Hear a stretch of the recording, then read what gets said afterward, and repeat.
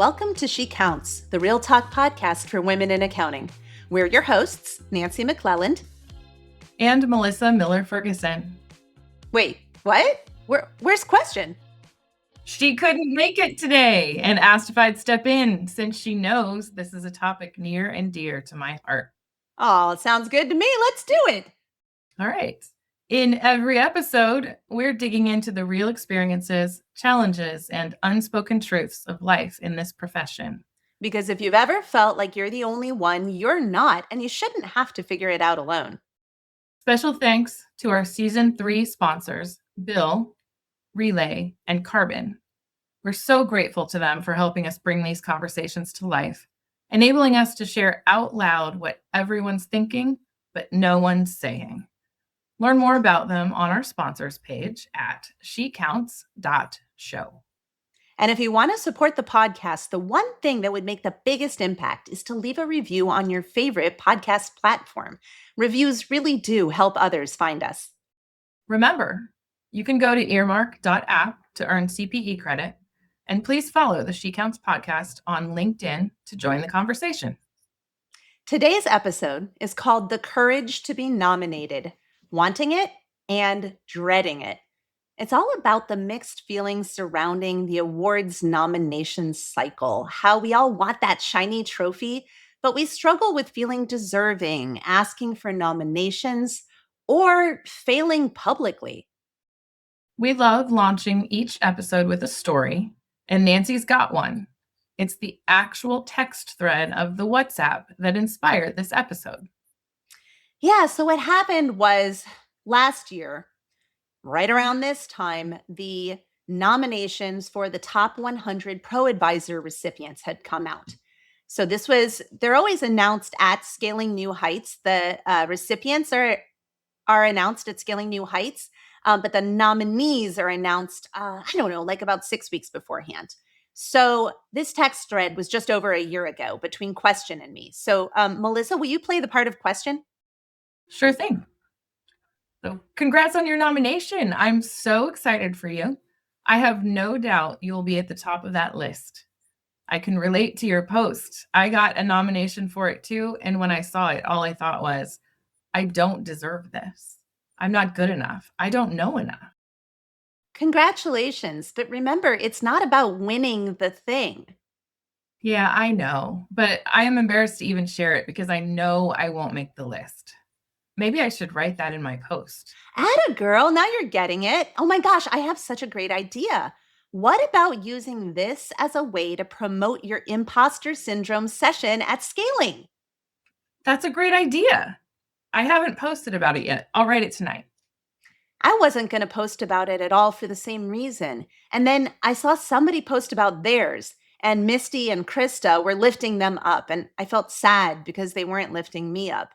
And then I realized I hadn't even given them the opportunity. You know, that's very true. Yeah, literally not a single soul will see the final list of who wins and think, oh, of course, Questian and Nancy didn't win. I figured they wouldn't. You know, all this stuff is just about showing up. Showing up is so important. And if we don't show up, if no one shows up, then other people don't feel like they have reason to. But if people can be with us as we walk through our own insecurities, it'll help give them permission to feel however they feel and lift themselves up anyway. We need to talk about this on the podcast. Yeah, we could literally start the episode with those words, as in, we're going to be really open with you about this topic because here's what happened to us. I'm going to add that you inspired me to share my nomination when I write it. I wouldn't have done it if you didn't tell me I should. Honestly, inspiring others is so much more important than getting the nomination. Your post will be about the true meaning behind getting these and sharing them. I want to see everyone shine because there are so many bright lights. I love this conversation and the way Now we're back to being Melissa and Nancy. Yes, we are. Yeah. End scene. End scene, right. So I love this conversation and the way you encouraged Questian to share it anyway, even if it makes you uncomfortable. And I want to note that the same time that that conversation was happening, I was experiencing personally the sting of initially not making the list of finalists for Top 100 in 2025. I remember that happening. And I told you the same thing happened to me in 2024 because there was a glitch with the application process and our points didn't get tallied correctly. And so I ended up getting left off the list in 2024. And I remember being really surprised. And so I reached out to Murph from Insightful Accountant and was like, hey, what's going on here? And he goes, oh, no, it shows that you didn't submit. And I'm like, oh, yes, I did. That is a very difficult application. I sure did submit. And luckily I had kept record of, the answers that I had given in a lot of the situations. And so they ended up adding me to the list of nominees, but it was right at the end, which is, it's not in alphabetical order anymore. So people don't realize you're on there. And then in 2025, something similar happened to you, but they didn't even get all of your points, right? No. They allowed me because they could see that I had spent a significant amount of time in the application, but they Okay. didn't get the application somehow. They allowed me to use the points from 2024, like use Got my it. 2024 application as the points Yeah. for 2025. So, like you, they added my name to the bottom of the list out of alphabetical order. Mm-hmm. So I ended up in the list after the fact. Yeah. But It's really frustrating because, you it's it's a huge amount of work, right? Like that application, and actually most applications, I'm going to say. Most applications are just a massive amount of work. And so when you see somebody pop up on a list and be like, "Oh, I'm so surprised," chances are that might not be 100% true because the work that you have to go through, there are some exceptions. Like I was really excited because I made the Forbes Best in State mhm, list this year, and that one they don't even tell you you're in the running. Like nobody tells you anything. You just get an email on April 16th that says congratulations. So there are some out there where it has nothing to, it's just people who are in the know are voting and making that decision and you don't have anything to do with it. But most of the ones you actually have to do a huge amount of work for the application process. And in the case of the insightful accountant one, um you actually have to like keep track of all of your continuing education throughout the course of the year and enter that on it. So it's not just a huge amount of work when you're actually applying. It's actually a huge amount of work kind of throughout the course of the year to track that stuff. So I am really proud of both of us for being brave and following up with them and asking that question and finding out it was a system glitch rather than a failure on our part. I am too. And congratulations to you for the Forbes Best in State Oh, season this thank year. you very much. I really appreciate it. I've been a little nervous to share that one because it turns out Forbes charges you in order to use their logo and the name of the award if you post Mhm. anything like on your website or on your business LinkedIn account and everything. And I was really surprised about that. So I'm kind of waiting to figure out how that works exactly before I tell people about it, which is kind of a really weird thing. I knew that you had said that, they had some limitations, and so I did do some research before we recorded Are you to serious? just to see whether they say it anywhere so that can we even talk about it was the Yeah. thought I had. And they have it, your name is out there on a website. All It's a right. short little blurb, but you're out there. So I Okay. figured it was okay to talk about. Well, that makes me really, really happy. Thanks, Melissa. You're such a good friend. So this all just it it really goes to show you that there's this like weird tension, right? Because you want recognition, but you fear rejection. And you want visibility, but we fear judgment. And there's that whole like, I don't know, middle school energy of the popularity dynamics like that. It all makes me really, really, really uncomfortable. Absolutely. How did you know that I was just talking about this with my therapist today?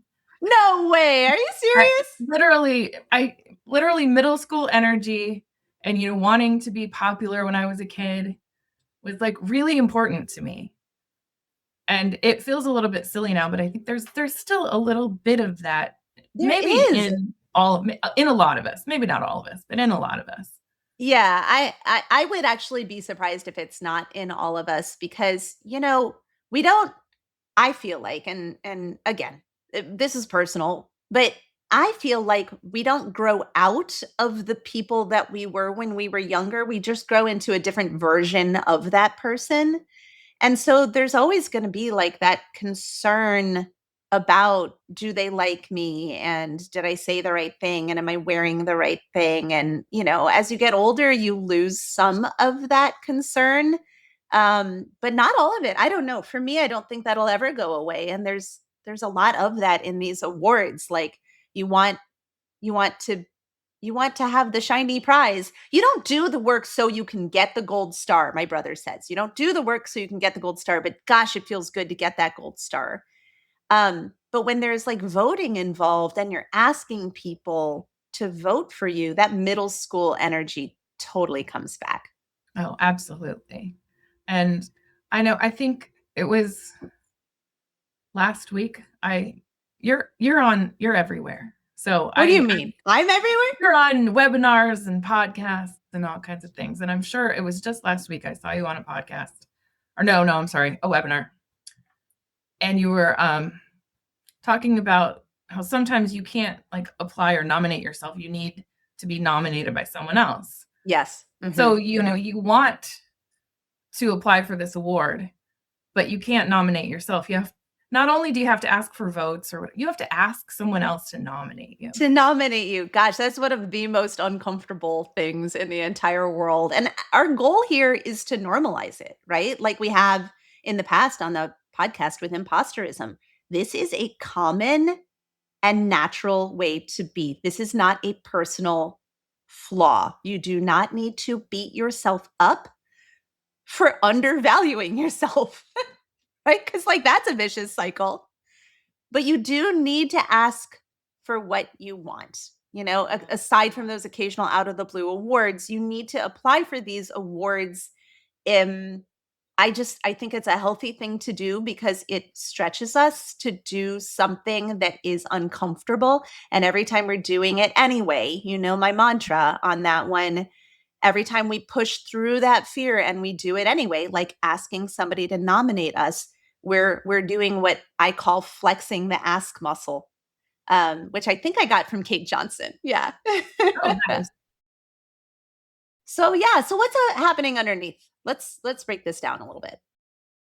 So, fear of public losing. Yeah.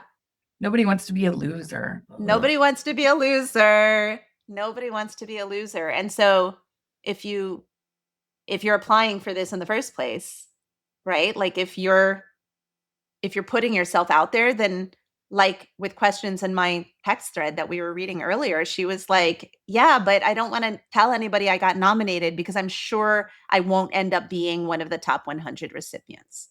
Right.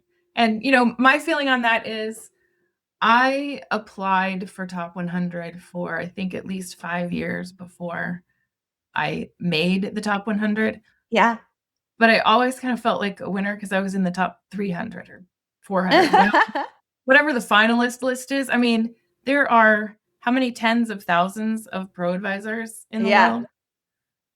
That's And we a are, really good point. elite few who make that finalist list. Yeah. I And think that's a really even if good you point. don't make the finalist list, you applied. Oh my gosh. You're already doing better than at least 10,000 other people who don't bother. I totally agree with you. That was something that we talked about in Ask a CPA. I was trying to get everybody, you're a member of Ask a CPA, Mhm. I was trying to get everybody to nominate each other. And then we like had a study hall where we all put ourselves on mute and worked on our applications together, and we could ask each other questions if we needed help. And a bunch of people were just like, oh, I thought I was just coming here to help other people. I didn't realize I was going to have to be applying myself. Like, I don't deserve this. And it was a really, really scary thing, but we flexed our ask muscle and I think it was actually, I know who it was. It was Veronica Fry. She was the one who said in that first nomination meeting, and I think you were in that one, she Mhm. said, and actually it was really interesting because it was like the first time she ever voiced up in one of these sessions. She's very introverted and quiet. She was like, I'm just gonna say this in case I'm not the only one, but does anybody else in here feel like an imposter? And everybody's hand went up. All the time. Yeah. But imposter feelings do not represent lack of qualification. Imposter Absolutely true. feelings, they're just a natural, it's our lizard brain trying to keep us safe. And also, we wanna be recognized for our accomplishments. I mean, we work hard, and it feels really good to be noticed. It totally does. Yeah. You spend 10 years writing a blog. 10 years. It feels good to get an award for it. You bust your butt on something. It's nice. It feels amazing that something you built made it out there into the world and helped others. Like, do you remember the top 10? No, it was the top 50 women in accounting that Ignition does every other year. Mhm. Yeah. I got that during the pandemic because of the work that I did educating colleagues in bookkeeping buds, which we're also both in together, Mhm. and which is how Questian and I met as well. And small business owners during the pandemic. And I am always going to feel proud of that one. Like the top 50 women in accounting always goes on my like list of bullet points because it is based very much on this labor of love that I did during the pandemic. Oh, absolutely. You know, jealousy is so Oh, real and yeah. natural and something I feel, um, Yes. more often than I care to admit, but, Well, we're admitting it right now because it's I mean, true. this is the Real Talk podcast for women in accounting. If we don't admit that we're jealous of each other, somebody asked that question when we recorded live at Bridging the Gap last year. That was one of the questions that was submitted anonymously by the audience. And I got like really emotional about it because Question and we both, we struggle with that. Yeah, we want other people to do well. We love our We colleagues and do. friends, but we Yeah. also want a little bit for ourselves. Yeah. So and, it's natural and not something to be ashamed of as long as, you see it for what it is, that you want Yeah. something that someone else has. That's what my therapist always says. If I'm worried about being jealous about someone, she'll say, "Do you want what they have?" And I'll say, "Yeah." She'll be like, "Well, that's just a fact. You want what they have." Like that's the definition. Do you It's remember when I did that I did a post a couple years ago. Financial Sense had a top 30 accounting and bookkeeping firm owners to follow thing. And I was Mhm. so excited. When I opened it up, it didn't occur to me for a second that I might be on there. When I opened it up, it didn't. And I opened it and read it with enthusiasm because I was excited for the suggestions. And then I started seeing how many of the people on there were friends of mine. And I was like, oh my God, I feel really cool because like I'm friends with all these top voices. That feels pretty amazing, right? Right. And then I was like, wait, all my friends are on here, but I'm not. And so it went from being excited for the suggestions to feeling proud that I'm friends with these people. And then it turned to jealousy and shame. And when I was like, wait, why am I not on this list? Right, and And what are my friends gonna think yes, when they oh my don't see God, me on the list with them? which goes back to the middle school thing, How right? embarrassing. How embarrassing. Oh my God. People are going to be like, Nancy's not on that list, right? That's And then that, like, natural lizard, it feeling, is. but It totally is. yeah. Um, but I made myself stop and take a few breaths and was like, come on, you were just thinking how lucky you are to know so many incredible people in the industry and to be able to call them friends. And so I like I righted that ship because then I was feeling not only like jealousy and shame because I wasn't on the list, but then I felt shame that I was jealous. Yeah. You know what I'm talking about? Been there, been there. Yeah, yep, totally. So I righted that ship and I went back to the article and then I was totally rewarded because there I was at number 30 on the list. So, yeah, I think happy, jealous, proud should be a word. Just like all one word, happy, All in one. jealous, proud. Yeah, totally. So sometimes it's the award itself that gets us rankled, like 30 under 30 or 40 Oh, under heck. 40, which I am way past. Yeah, me too. Can we Um, have a 50 over 50? How about that? Maybe I you and I need can that both one. be on that list. 55 at 55. Let's do that That's one. what Oh I my want. God. Maybe we'll have a she counts 55 at 55. All right. You have to That's gonna be hurry. a I'm yeah, only we have to 55 this year. we have to hurry. Well, let's see. My 54th birthday is in a few days, and your 55th is when? My 56th is in Oh, you're September. kidding. You're already 55. See, you look so much Yeah. younger than I do that I always forget that you're older than I am. I Did you know I always color my hair? Yeah, you color your hair as the rainbow. That's why I look younger. That's the only I thing. don't know. You come on. You wear it well. You wear it Thank well. you, You know, thank you. Jackie Meyer, who is a friend of ours who's in our Theater of Public Speaking Sisters group, she posted a year or two ago about how she couldn't decide whether to leave her 40 under 40 award listed on her LinkedIn profile now that she's over 40 because it seems weird to be over 40 and have like a 40 under 40 award listed. But she was also like, I earned this. Like it Right. feels weird not to put it up there. And so I mean, everybody who wins one of those 30 under 30, 40 under 40 awards is eventually gonna age out, outlive it, outgrow it. I mean, we outlive it. hope. You know, Yes, so absolutely. you should be proud of it no matter what age you I list. totally Yeah. agree. I totally agree. But still, I'm going back to it, honestly. I think we should create a 55 over 50, but below 60 award. How about that? Because that would Okay. suit me really All well right. right Let's about do it. now. Yeah.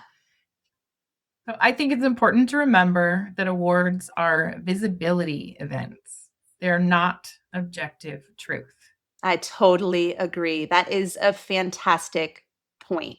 I mean, we want visibility for our own career goals, and vendors capitalize on that. And it's ideally a win win because it gets them in the spotlight as well. So, you know, Ignition does their top 50 women in accounting, and then we're all like, oh, Ignition's top 50 women in accounting, Ignition's top 50 this, and vote for this, and da da da da. And every time you do that, you're using the vendor's Right. name, right? And the same for Insightful Accountant. You know, when you go through and you vote for that, what do you have to do on that last page? You have to mark like Yeah, how all the many vendors? vendors or all the sponsors, you have to, well, no, even before that, all the vendors that you use in the application, Oh, I you forgot have about to that. list all the vendors that you use in your work, That's and that's right. where the points process. But I think that might even, matter to the sponsors and the vendors who support the top 100 awards. Absolutely. But then when the people are going through and they're voting, they actually have to say, do you want to be on this mailing list? Do you want to be on that mailing for every single vendor or sponsor Yeah. that sponsor slash vendor, same thing in this case. And yeah, they have to like check mark yes, no, already on their mailing list. Yes, no, already. So like it's the whole reason that these sponsors and that these organizations are doing these is that come on, they're trying to make money. We're in a capitalist society, right? So Yep. these are about vendor visibility, and they want us to highlight their names, right? So ideally it's a win-win because it's getting them in the spotlight and we're getting in the spotlight, and we want visibility, like I was saying, for our own career goals.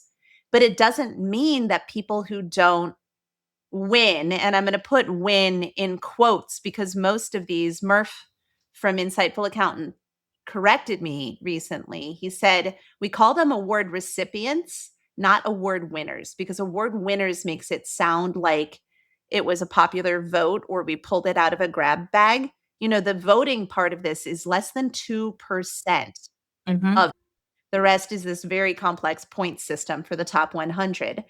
Um, so when I say the word win, I'm going to use it in quotes there. It doesn't mean people who don't win aren't worthy, because, like you were saying, a lot of people don't even apply for fear of publicly losing or because they don't think they're worthy. So showing up doesn't mean that you're claiming that you deserve to win. It's a participation, not a verdict. Right. I mean, we don't look at the people who didn't win and say, "Oh, what a loser." Yeah. We look at the winners or recipients and we celebrate them. Exactly. Yeah. Yeah. I mean, I would argue that the nominations in my life have been more important in many occasions than the wins themselves. Um, there's one example in particular, the AICPA Global Women to Watch. That that was an amazing award. I was very, very honored to have received it. It made me feel wonderful. But actually, it was when I announced that I had been nominated. Now, I will point out, I asked a colleague to nominate me, right? So that was the part that was the most nerve-wracking, is that I had to write up some talking points for her and tell her that I wanted this. And so I'm admitting to somebody that I know that I want something, and I'm asking them to help me get this thing, this recognition that I want. And she nominated me, and she said such beautiful things in the nomination. And I received a copy of it. It was really nice. And I wrote a long post on LinkedIn about how proud I was and what it meant to me. And I talked about the visibility part of it and how many global women to watch there are in my life who have inspired me to get to this point. And I was tagging them all, and everybody started chiming in. And it was such a beautiful moment in my life. And then I actually won. I was one of the many people named to that list. And um like practically nobody said anything about that. But everybody chimed in on that nomination because it was in sharing that nomination and sharing the other important women in my life that we ended up having a conversation about it. And I bet the AICPA was very happy about all the engagement that got Yeah, because you know what? I'm sure you're right circling about back, that. that's what it's about for them, That's right? what it's about. That is absolutely what it's about. You're right. Yeah. Yeah, if we acknowledge that the reason most recognition programs exist is that it's this opportunity to increase the visibility of the companies giving the awards or sponsoring the awards, you know, it's yeah, it's a lot easier to blab your mouth about them because that's the whole point. So, that's something that we talked about in Ask a CPA as well when we were doing this whole like, hey, let's nominate each other and let's work together to encourage each other, have accountability over, going through our applications. Because I was like, hey, you need to take that and that nomination and you need to plaster it all over social media, and tag people and sing it from the rooftops, because that's what the vendors really want from us. So singing about the nomination is an important thing, and nobody's going to notice if you got nominated and didn't actually get the award. So I think we should all actually, you know what? Let's just take a big deep breath. All right. So being visible, being visible creates permission for others. And you and I know, have talked about that a lot when we've been like getting our nails done before going to a conference. I want you to share with us, what has that looked like in your own experience? How does being visible, because to me that's a way to turn this whole award thing on its head and not worry about the fact that you look like, oh, look at me, look at me, look at me. That visibility, as Misty is always saying, um there's somebody out there that sees she's doing it. I can do it too. What's that look like for you? I think I've always kind of felt like if I can do it, you can too. Because I'm not a CPA, for instance. And it it's important for me to let others know that all they have to do is ask or try.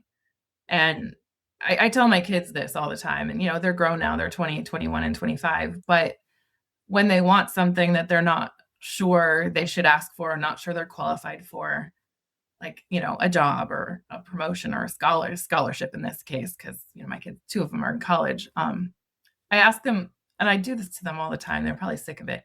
But what's the worst that can happen?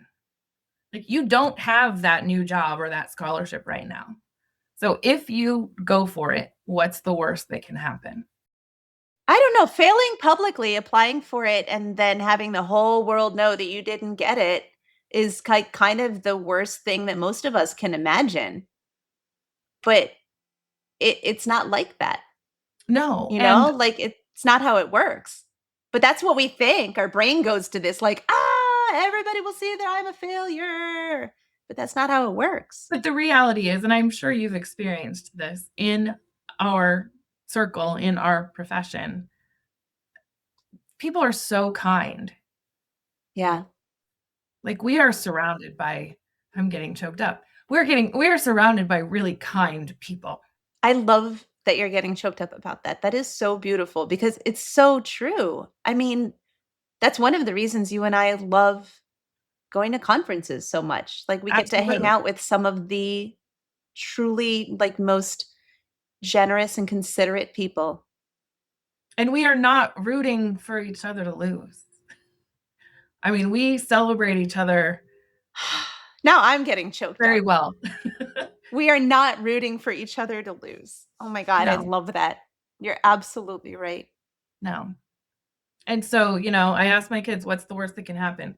If you already don't have it. So if you try for it and you don't get it, then you're just right back in the same place you Yeah. were. Yeah. No big deal. So go for it. Yeah. It's totally true. Yeah. And when we're struggling with the sense of like, are we worthy enough to even apply? Once you start getting these acknowledgments and becoming recipients of these awards, there's someone out there like you were back before you felt, worthy enough to even apply, and you want to reach them.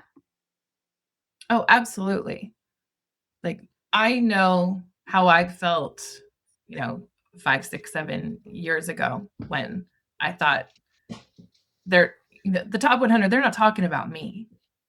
They're talking about Wow. people who have Someone else. the people who have done it for years, who know more than I do, who have the letters behind their name.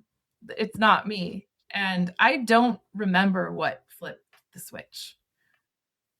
It was probably being a member of the Bookkeeping Buds and Yeah. That's what it was for me. hearing It was having Cindy that community Schrader. and the others.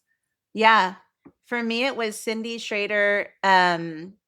Because I also applied, I think, for 3 years before I made it onto the top 100 list for the first time. And Cindy had said that she had applied many times before she made it onto the list. And that made me feel like you're failing upward, right? Like Right, you have to do this a few times if you're ever going to get there. And she encouraged us to do it. right. And that just makes me think of, there are still things I'm applying for that I haven't gotten yet. Oh yeah. So, Heck I'm yeah. modeling that. I love that. That's fantastic. Well, we should be learning from our own podcast here as well. So Right. yeah, it makes sense. We should walk the walk, Yes. walk the talk. That's what Walk they say, right? walk the walk and talk the talk. Okay. I don't know. I think that's how it goes. I don't know. They say all that stuff. So I want to talk a little bit about why asking for support feels vulnerable? Because it is.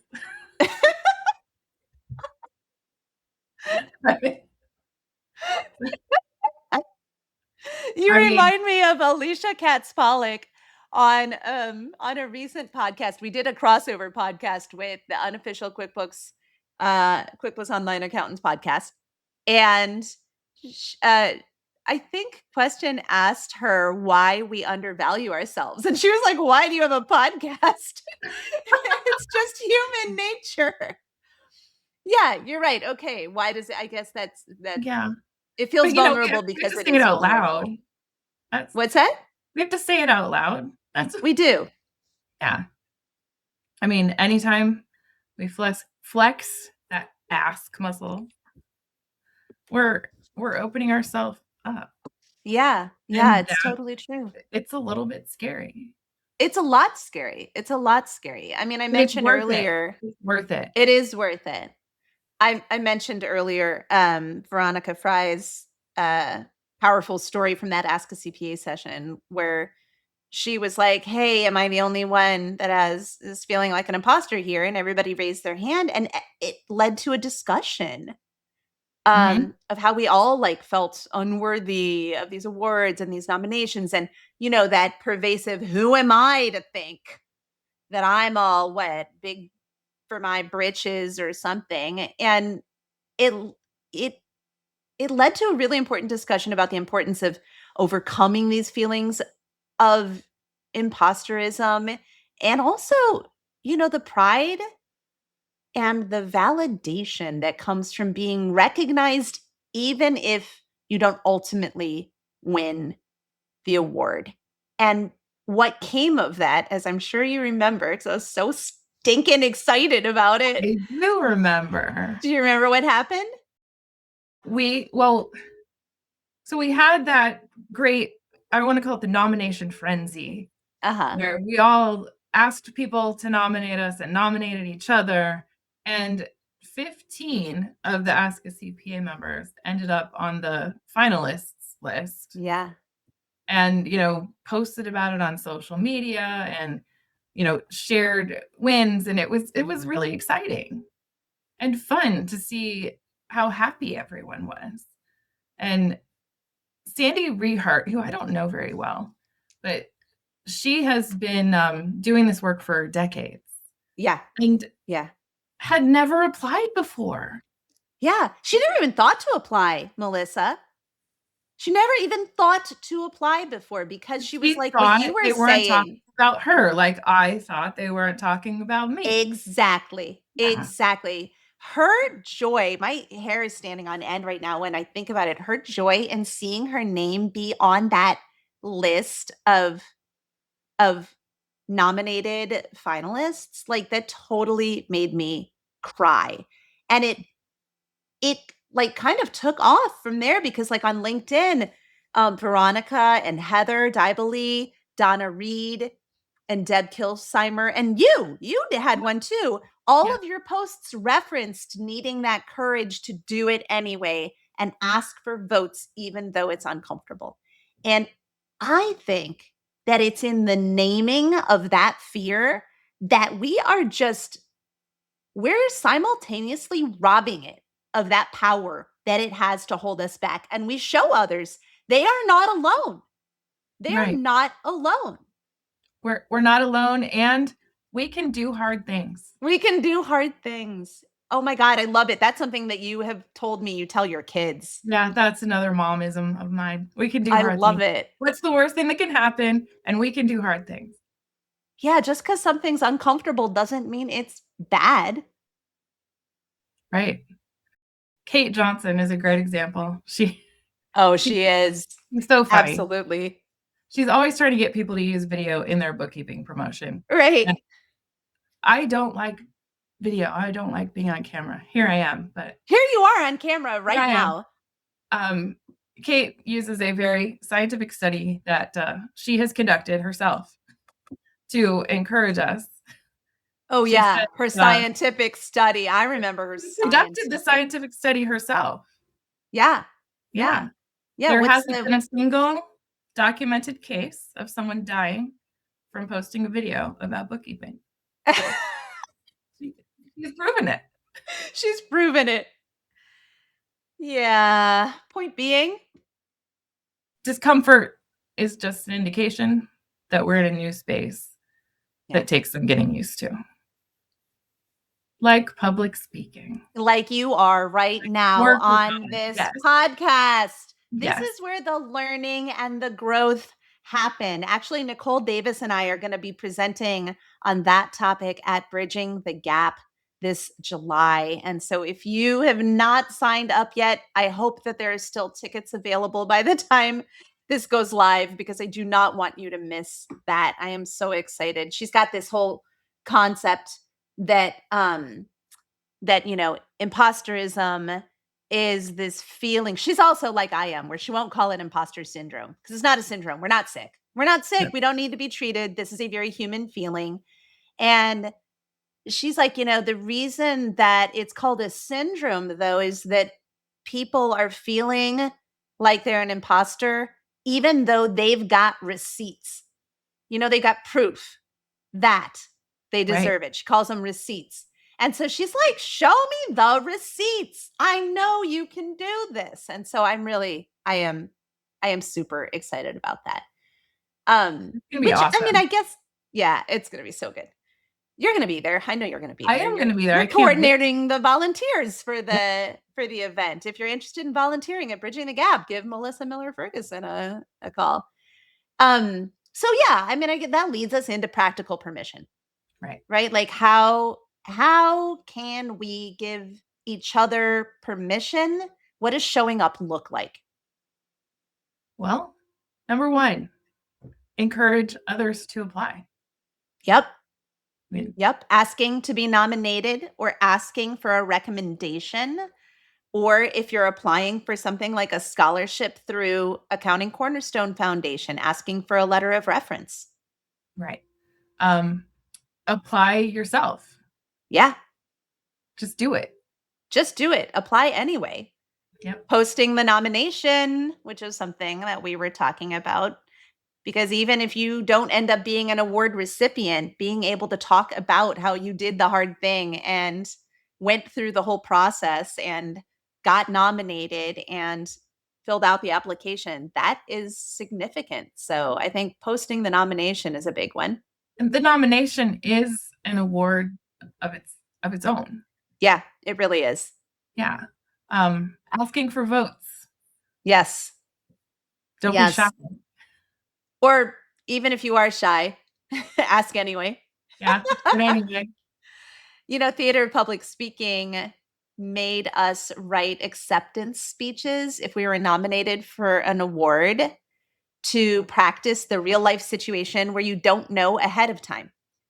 And it was a really cool exercise. So I was nominated last year for some awards through Theater of Public Speaking, which is a group that Melissa and Questian and I are all in, that Misty Mejia runs. We talk about Theater of Public Speaking a lot. And in this society, they had these nominations. And if we found out that we were nominated for one of these awards, they told us you have to write an acceptance speech for this, because in the real world, you often don't know ahead of time. And then they say, like at the Oscars, and the winner is, and you have to be ready. And it was actually a really beautiful exercise, because it helps center your gratitude.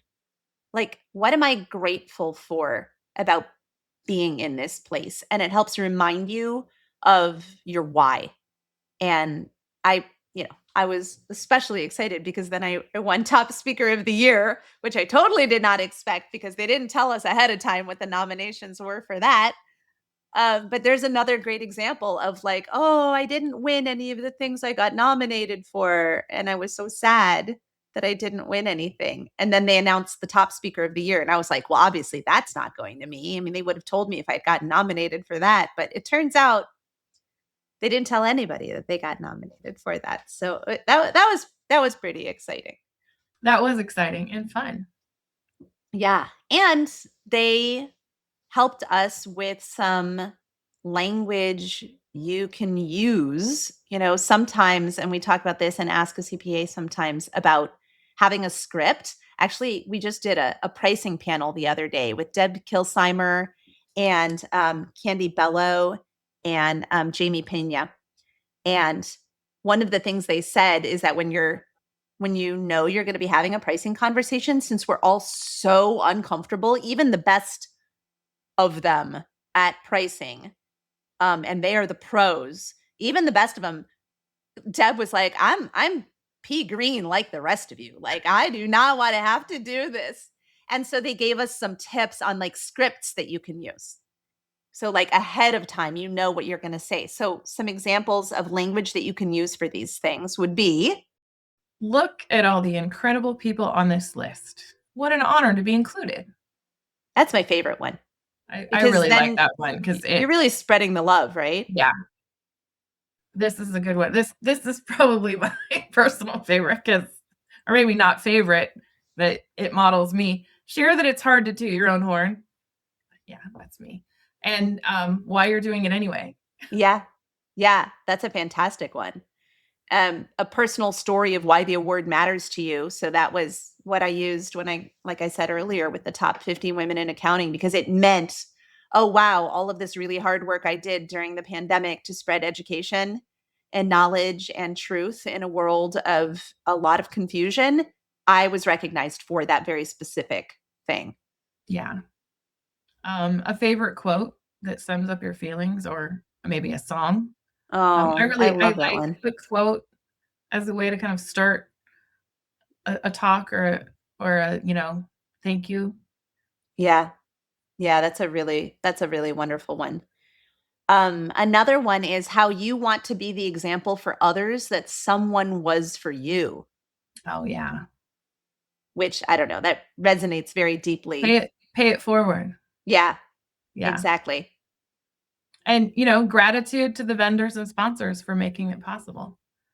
Tag them in your social media and you'll get more reach yourself and support them. And they'll be happy for you. And some of those sponsors or vendors might be like, oh, wow, I'm really impressed by, how much reach that person was able to get when they tagged us. I might be interested in reaching out to them to have them do a webinar for us or collaborate in some strategic partnership. I mean, the tagging is really helpful. I think you want to tag as many people as you reasonably can without being insincere. Like, you have to make sure that they're tags that actually mean something for sure. Right. And that's, it's part of the visibility that we were talking about earlier. And it makes everyone around you feel good too. I mean, it's a triple win. Win-win-win. All around. Win-win-win. Totally. Well, as we wrap up, there are just a few takeaways that Melissa and I want to leave everyone with. I think the biggest thing that we'd really love to get across here, and I hope that all of the amazing people that we know from Theater Public Speaking and from Ask a CPA and Bookkeeping Buds are listening, because this is for you.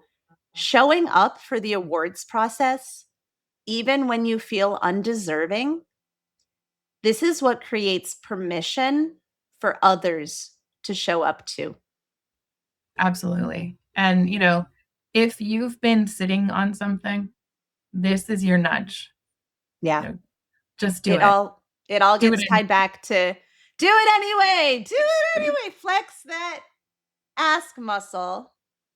And I mean, we tie this all back, as we always do on She Counts, to community and the shared experience. I am so glad that we have our audience and sponsors to support us and give us the courage and the space to say some of these really hard things out loud. This is such a challenging subject to talk about openly because, Melissa, we're talking about vulnerability. We're talking about jealousy. We're talking about feelings of self-worth or self-doubt. And yeah, it's a lot. It's a lot. We have a feeling that everybody feels this way at one point or another. Yeah. And so, Nancy loves to say, you are not alone. And you are not alone. You are not alone. Yeah. As we wrap up, we would like to ask listeners to please follow our She Counts podcast LinkedIn page and to join in on this conversation by sharing under the episode the courage to be nominated. Tell us about a time you went for it, even though you were afraid. And if it hasn't happened yet, then share with us what's an opportunity that hasn't yet crossed your mind until now as something you could go for. I love it. So we're hoping this episode will inspire you to go for it. And to tell us about it. Tell us Yes. about it when you do. Tell us about it when you do. Share when you do. We want to know. So before we sign off, I want to leave you with a quote by Mae Jemison, the first Black woman in space. Never limit yourself because of others' limited imagination. And never limit others because of your own limited imagination. Oh my God, I love that quote so much. And also Mae Jemison is like one of the coolest people who ever lived. It's especially appropriate because I planned this episode on the day that Artemis 2 was scheduled for splashdown. So it's especially a perfect quote. Thank you, Melissa, for co-hosting with me today. I really appreciate Questian sending you in her spot when she couldn't make it last minute. And thank you to all of our listeners for being here with us on She Counts, the Real Talk podcast for women in accounting. If something in today's episode hit home for you, well, that's exactly why we're doing this. So you feel seen, heard, and never alone. Remember that you can get CPE credit for listening at earmark.app. Links to that, as well as how to learn more about our sponsors' solutions and any other resource, will be in the show notes. And please subscribe and leave us a review because it helps other people find the podcast. We'd be honored if you'd share with another woman in accounting who needs to hear it too. And we, or Questian and Nancy, will see everyone in 2 weeks. Thank you. Take care. Bye.